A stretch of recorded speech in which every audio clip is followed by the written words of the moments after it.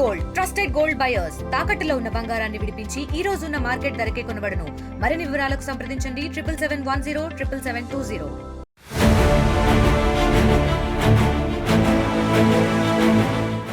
తెలంగాణలో పట్టభద్రుల teachers MLC ఎన్నికల హడావిడి ముగిసింది. ఇక రాష్ట్రంలో త్వరలో ఎమ్మెల్యే కోటా కింద 5 ఎమ్మెల్సీ స్థానాలకు ఎన్నికలు జరగనున్నాయి.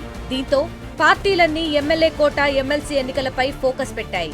ముఖ్యంగా ఈ ఎన్నికలను బీఆర్ఎస్ ప్రతిష్టాత్మకంగా తీసుకుంది. ఈ ఎన్నికల బరిలో 2 స్థానాల్లో పోటీ చేసేందుకు గులాబీ బాస్ వ్యూహాలు రచిస్తున్నారు.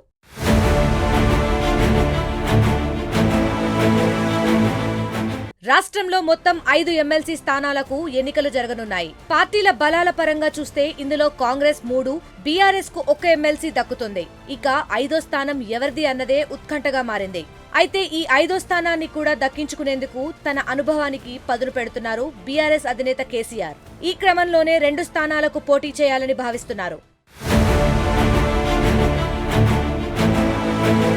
పార్టీల బలాబలాలు చూస్తే కాంగ్రెస్ కు 64 మంది ఎమ్మెల్యేలు, మిత్రపక్షమైన సిపిఐకి మరో ఎమ్మెల్యే ఉన్నారు. దీంతో కాంగ్రెస్ కు 65 మంది ఎమ్మెల్యేల మద్దతు ఉంది. బీఆర్ఎస్ విషయానికొస్తే గత ఎన్నికల్లో 39 స్థానాల్లో ఆ పార్టీ గెలిచింది. కానీ అందులో 10 మంది ఎమ్మెల్యేలు పార్టీ ఫిరాయించి కాంగ్రెస్ లో చేరారు. ఆ 10 మందిని తీసేస్తే బీఆర్ఎస్ దగ్గర 29 మంది ఎమ్మెల్యేలున్నారు.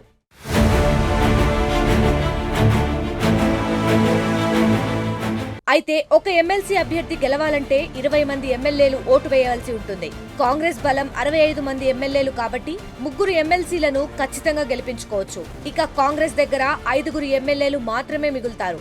4వ ఎమ్మెల్సీ దక్కించుకోవాలంటే ఈ బలం సరిపోదు.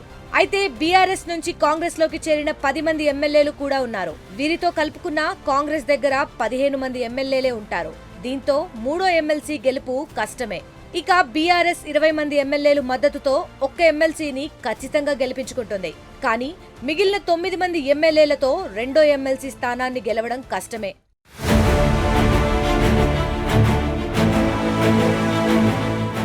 ఇదిలా ఉంటే బీజేపీకి 8 మంది, ఎంఐఎంకు 7 ఎమ్మెల్యేలు ఉన్నారు. సరైన సంఖ్యాబలం లేకపోవడంతో ఈ ఎన్నికలకు బీజేపీ దూరంగా ఉండే అవకాశం ఉంది. ఇక ఎంఐఎం ఎమ్మెల్సీ రియాజుల్ హసన్ పదవీకాలం పూర్తవడంతో ఎన్నికలు జరగనున్న 5 ఎమ్మెల్సీ స్థానాల్లో ఇది ఒకటి ఉంది. దీంతో ఆ సీటును తమకే ఇవ్వాలని కాంగ్రెస్ పై ఒత్తిడి తెస్తోంది ఎంఐఎం.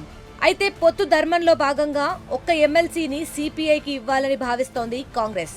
ఒకవేళ ఎంఐఎం కాంగ్రెస్ కు మద్దతు ఇస్తే మాత్రం 4వ స్థానం కాంగ్రెస్ కే దక్కుతుంది.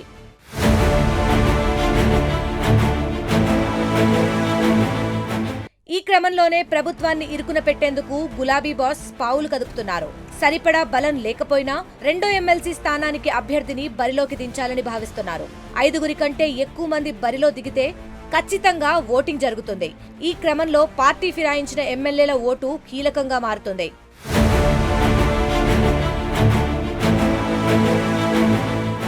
ఒక్క సీటుకే పోటీ చేస్తే ఆ 1 ఎలాగో గెలుస్తుంది. కానీ పార్టీ మారిన 10 మంది ఎమ్మెల్యేలకు విప్ జారీ చేసి 2 అభ్యర్థులను పోటీకి నిలిపితే తప్పకుండా వారు బీఆర్ఎస్ అభ్యర్థికి ఓటు వేయాల్సిందే.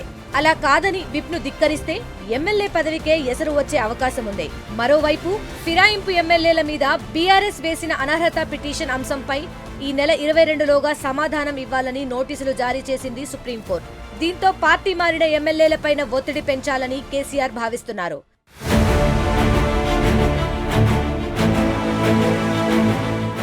ఇక ఎమ్మెల్యే కోటా ఎమ్మెల్సీ అభ్యర్థులపై బీఆర్ఎస్ నిర్ణయం తీసుకున్నట్టు తెలుస్తోంది. గతంలో గవర్నర్ కోటాలో సీటు మిస్ అయిన దాసోజు శ్రవణ్ కు ఈసారి అవకాశం కల్పించాలని భావిస్తున్నారట కేసీఆర్. ఇక శ్రవణ్ తో పాటు జోగు రామన్న, భిక్షమయ్య గౌడ్ సైతం సీటు ఆశిస్తున్నారు. ప్రస్తుతం పదవీకాలం ముగియనున్న సత్యవతి రాథోడ్ పేరు కూడా పరిశీలనలో ఉన్నట్లు సమాచారం. ఇక ఎస్సీ వర్గం నుంచి ఆర్ఎస్ ప్రవీణ్ కుమార్, బాల్కా సుమన్, రసమై బాలకిషన్ పేర్లు చర్చకు వచ్చాయి. ఒకవేళ కేసీఆర్ వ్యూహం ఫలించి బీఆర్ఎస్ కు 2 ఎమ్మెల్సీ స్థానాలు దక్కితే కాంగ్రెస్ కు మైనస్ అయ్యే అవకాశాలున్నాయి.